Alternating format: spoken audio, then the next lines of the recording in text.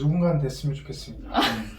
그분이 별로 되었으면 욕심이 좋겠다. 없으시네요. 네, 여기서 정치적인 발언을 하면 상당히 좀 안 좋을 것 같아서. 아 그래요? 오늘 네. 주제가 정치인데 유명한 일화가 있잖아요. 이승만이 야 너무 많다 줄여 이렇게 해가지고 분위기 좀 줄여서 지으라고. 최근에 러시아에도 그런 거 있었어요. 아 맞아요. 네네. 푸틴이 굉장히 안녕하세요. 네, 여러분 저희가 또 돌아왔습니다. 저희는 세상의 모든 이야기들을 이야기하는 캉브로. 민지를? 승지입니다. 네, 지난번에 저희가 이제 정치라는 테마를 가지고 정치질 혹은 이제 여론조사에 대해서 설명을 드렸는데 이번에 이제 소희진님께서 어마어마한 걸 내가 준비했다라고 기대를 하라고 하시더라고요. 그래서 지금 되게 자신 있는 표정을 하고 계신데, 네. 살짝만 얘기해주면 그래. 너무 재밌더라고요. 네. 아 진짜 너무 속보다 배꼽 붙거나.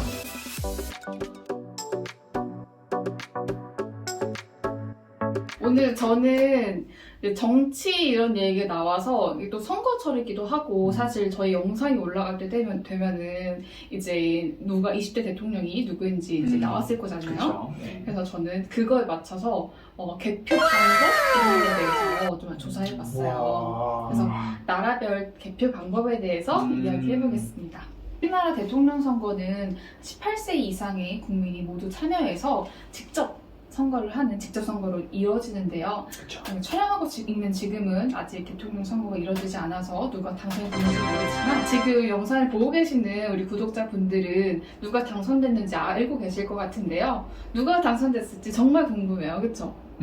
제발 그분이 되길. 맞아요. 그분만 안 되고 그분이 되길. 지금 사실 여론조사 굉장히 비등비등하잖아요. 그렇죠. 오늘 디데이 11일인데 지금 제가 아침에 본 뉴스만을 보면은 거의 뭐 1, 2% 차이로 진짜, 네 맞아, 너무 차이가 안 나요. 나잖아요. 원래 예전에는 이렇게 차이가 안 났던 대선이 없었다고 해요. 맞아요. 보통은 맞아요. 이게 좀 대세가 있었는데 맞아요. 지금 굉장히 비등비등한 것 같습니다. 누가 될 것 같아요? 캉브루는? 좋은 분이 될 것 같습니다. 네. 승지는? 저도 누군가는 됐으면 좋겠습니다. 그분이 별로 되었으면 욕심이 좋겠다. 없으시네요. 네, 여기서 정치적인 발언을 하면 상당히 좀 안 좋을 것 같아서. 아 그래요? 오늘 네. 주제가 정치인데 네, 아. 그래서 우리 모두가 정치적인 발언을 하고 있었는데. 오늘 콕 집어서 이 사람 됐으면 좋겠다라고 얘기하기에는 그쵸. 정치질을 하지 않는 사람. 이제는 또 5년 동안 임기가 있기 때문에 네, 지금은 조심해야 조심해야 되는데 어떻게 오전할지 네. 이게 4년이 될 수도 있습니다. 아 그래요? 4년 중임제로 하신다는 분도 계셔가지고. 네네. 전 4년도 괜찮은 것 같아요. 중임제예요. 네, 맞아요. 중임제로. 네네.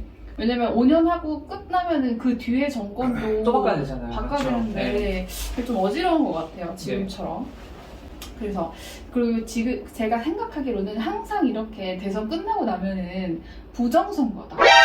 맞죠. 뭔가 네네. 음모가 있다. 이거는 어느 세력이 개입했다. 이런 음모가 항상 있었던 것 같아요. 역시 음모전자. 맞습니다. 그래서 근데 실제로 우리나라가 이렇게 항상 부정선거 이야기가 나오는 게 부정선거일 역사를 실제로 가졌기 때문인 것 같아요. 그렇죠. 우리나라 네네. 부정선거 있다는 거 알고 계셨나요? 그렇죠. 이승만 네, 대통령. 맞아요.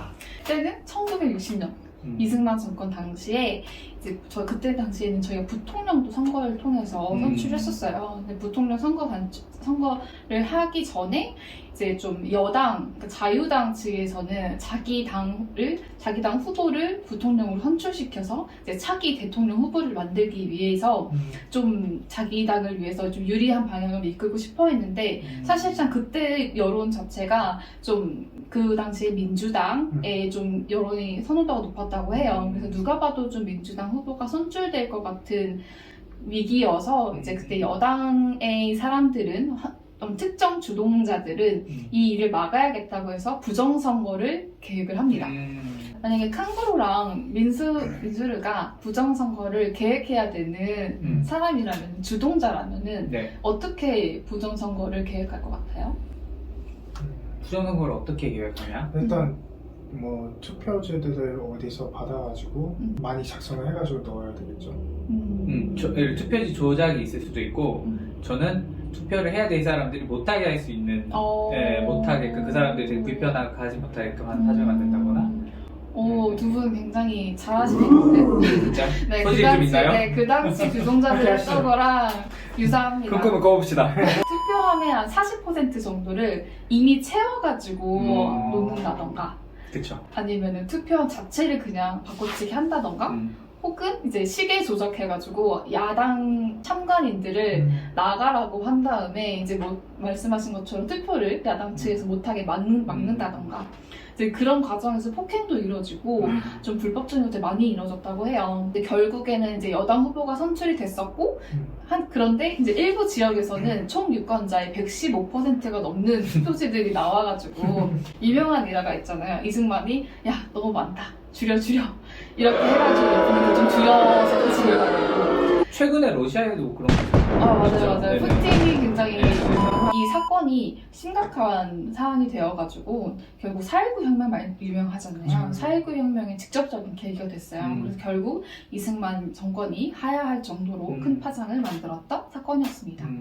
사실 이런 부정선거에 대한 의혹이라던가 부정선거 역사를 가진 민주주의 국가들이 굉장히 많습니다. 그쵸. 네네. 왜냐하면 이제 그만큼 선거라는 것이 민주주의에 있어서 얼마나 중요한지를 알 수 있는 그쵸. 부분인 것 같아요. 이게 선거에 한 번 당선되면은 정말 아무것도 아니었던 사람이 한 번에 대통령이 된다던가 그럴 수 있잖아요. 그쵸. 엄청난 권력을 가지고 네, 네네. 맞아요.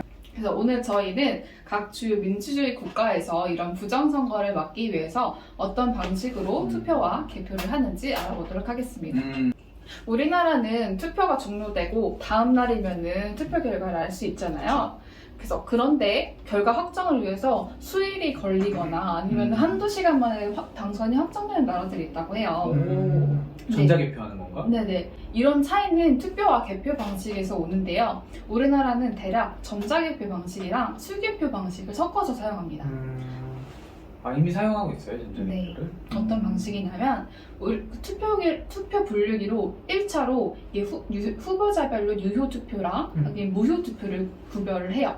만약에 대선 주자가 10명이 있다면 그 10명 각각의 유효표랑 무효표를 걸러내는 거죠. 그리고 분류한 뒤에 2차로 선거인단이 분류된 투표지가 그러니까 정확한지 일일이 검증하는 과정을 거칩니다. 근데 그 검증하는 과정 중에도 이런 그 사각 테이블에서 검증을 하는데 그 뒤에서 한 명이 또 참관인이 한 명 더 있어가지고 이 사람이 제대로 하는지 일일이 다 확인한다고 해요. 이렇게 신속성을 중요하는 우리나라 같은 경우에는 전자개표를 부분적으로 사용하는데 저희 나라뿐만이 아니라 뭐 미국이나 일본도 전자개표를 사용한다고 해요.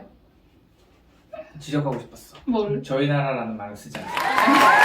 그래서 일본 같은 경우에는 우리나라랑 다르게 세 가지 과정을 통해서 분류를 하는데요. 첫 번째로는 개표인이 먼저 분류를 해요. 네. 그리고 두 번째로는 그것을 기계가 검증을 합니다. 그리고 세 번째로는 그 기계가 검증한 것이 맞는지 다시 한번 검사를 합니다. 아 다시 한번 돌리는 거예요? 네네네. 아니 다시 한번 사람이 과정해요. 그래서 결국에는 전자개표기가 그냥 주요 개표 수단이 아니라 그냥 보조수단 정도로 사용하는 거죠. 우리나라는 주요 수단으로 사용하는 거고 아무래도 이런 전자개표기를 부분적으로 사용하다 보면은 모든 표들을 일일이 확인을 해야 되다 보니까 시간이 걸려서 일본도 좀 하루 이틀 정도 시간이 걸린다고 합니다. 그래도 우리나라는 5천만 인구라서 다행인 거예요. 인도 같은 경우에는 유권자 수가 9억 명이나 돼요. 거기 원래 인구가 몇 명이었죠? 13억 되나? 그러게. 많아요. 그래서 이 나라는 일찍부터 사람이 검증하는 방법을 포기하고 이제 100% 전자개표로 일을 한다고 해요. 그럴 수밖에 없겠네. 그런가요? 저는 또 일할 사람도 많으니까 그게 가능하겠다 생각했는데 잘. 투표 자체도 종이에 하지 않고 전자투표기에 이렇게 버튼식으로 눌러가지고 하는 거예요. 그래서 우리나라는 이렇게 쓰고 스캔을 이렇게 하는 게 아니라 그냥 버튼을 이렇게 딱 눌러가지고. 네. 오, 되게 위험한 방법이네요. 그냥 일반적으로 생각했을 때. 네, 그렇죠. 그래서 개표 자체는 전국적으로 동시에 이루어져가지고 투표가 끝나고 바로 한두 시간 만에 바로 결과가 발표된다고 개표라고 할 것도 없네. 맞죠? 그렇죠. 네, 그냥 시스템 정리하는 거네요. DB 네. 그냥 실제로 그 계속 네. 그러면 뭐 뉴스나 우리나라 같은 경우에는 뉴스 이거 떠가지고 뭐 누구 70 맞아. 지금 개표율 몇 프로에 맞아요, 뭐가 맞아요. 뜨는데 거기는 정말 정확하게 개표율 100% 한번빵 뜨는데 한 번에 뜨겠네. 당선 결과가 나오겠네. 바로 나오겠네. 그러니까. 개표율 100%가 의미가 없지. 어, 그래서 투표 자체는 한 달 넘게 진행이 되는데 그럼 음. 개표는 진짜 단 몇 시간이면 바로 개시가 되는 거죠. 어, 근데 사실 100% 전자개표라고 하면은 사람들이 우려부터 하잖아요. 그쵸. 네. 이게 해킹이 될 수 있지 않느냐, 그쵸. 이게 한 해커의 마음으로 후보자를 그냥 바로 바꿔버릴 수도 있지 않느냐, 이런 위험을 따르는데요. 사실 인도는 1990년대 말까지는 이렇게 손으로 수기하는 수표 방식을 따랐다고 하는데 사실 이 방식이 오히려 더 부정 시비가 많았다고 해요. 왜냐면 왜 굉장히 인구도 많고 이제 그 투표함을 이송할 때 거리도 굉장히 길고 네. 한 달 넘게 진행되다 보니까 이거 자체가 이거 제대로 배송된 거 맞냐, 음. 제대로 뭐 운반할 때 다 가드들이 있었냐, 뭐 이런 것 때문에 그쵸. 시비들이 오히려 많아가지고 이런 전자개표를 바꾼 다음에 그것이 더 좀 줄어든 그런다고 합니다. 일단 근데 줄어들었다는 것 자체도 사실 검증하기가 어렵겠네요. 그쵸, 조작이 그쵸. 아니라는 그쵸, 거죠. 그렇죠, 그렇죠. 네. 근데 워낙 금방 끝나서 그런 걸 수도 있죠. 그래서 이런 것들을 아니라는 것을 증명하기 위해서 인도 정부가 해커톤까지 열었다고 해요. 이거 아, 한번 너네가 그럼 뚫어봐, 해킹해봐라. 이렇게? 뚫어봐라. 어떻게 됐대요?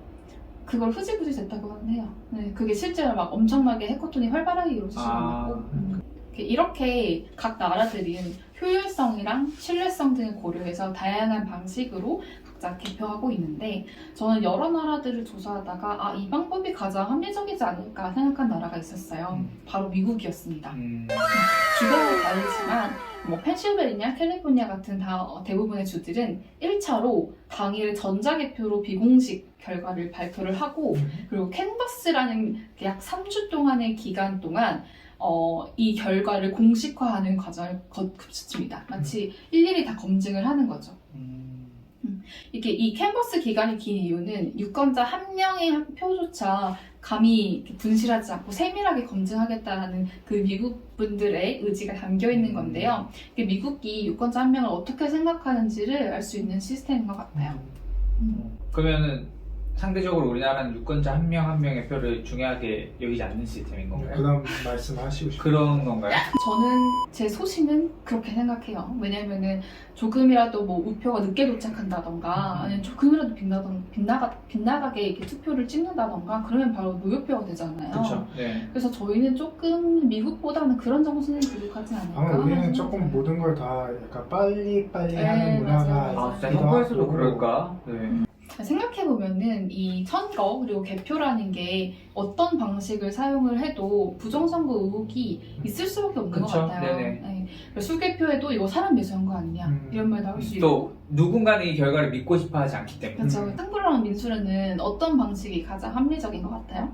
저는 전자개표가 정말로 해킹의 가능성이 0%의 0%의 수렴이 아니라 0%고 하다면은 그게 가장 합리적이죠. 사실은 뭐 가장 빠르고 해킹도 없고 조작도 없으면 그거만큼 나을 수가 있나? 네. 그렇죠. 저도 그래서 인도처럼 아예 전자개표로 가는 것도 좀 괜찮은 것 같다는 생각이 들긴 해요. 왜냐면 어느 상황이든 다 어떻게 믿느냐에 따라서 둘 다 공정하지 않을 요소들이 둘 다 있기 때문에 저는 그러니까 IT 종사자로서 이게 미국도 전자개표를 사용하기는 하지만 이거 뭐 그걸 검증하는 과정을 걸치는 주들이 많은데 그걸 아예 안 하는 주들도 있어요. 아, 주마다 또 개표 네네. 방식이 다르군요. 근데 아예 전자개표에 의존하는 주도 있기 때문에 사실 이게 해킹이랑 아니면 매수돼가지고 부정선거를 하는 거랑 사실 뭐가 더 쉽냐고 하면은 저는 아무래도 좀 해킹하는 방법이 속도 자체는 빠르게 할 수 있는 것 그쵸. 같아요. 그 네네. 난이도 자체는 더 어려울 수 있겠지만 그래서 저는 어느 정도 그 두 개를 섞어가면서 하는 게 좀 보완할 수 있는 방법이 아닐까 싶습니다.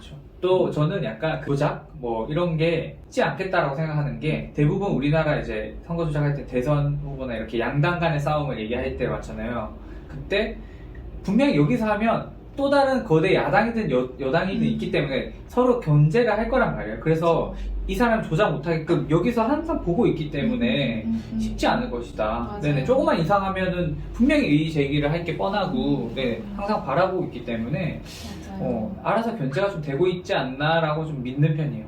네. 맞아요. 만약에 그런 부정 선거가 실제로 있으면 실제로 우리가 방지를 하기가 더 쉽지 않을까. 그러니까 아무래도 해킹이라는 것을 하면 단서가 남기 때문에 누군가 들어와서 뭔가를 했다라는 그래요? 걸 해킹이라는 게 남길 기록이 항상 남아요. 안 남을 수도 있죠.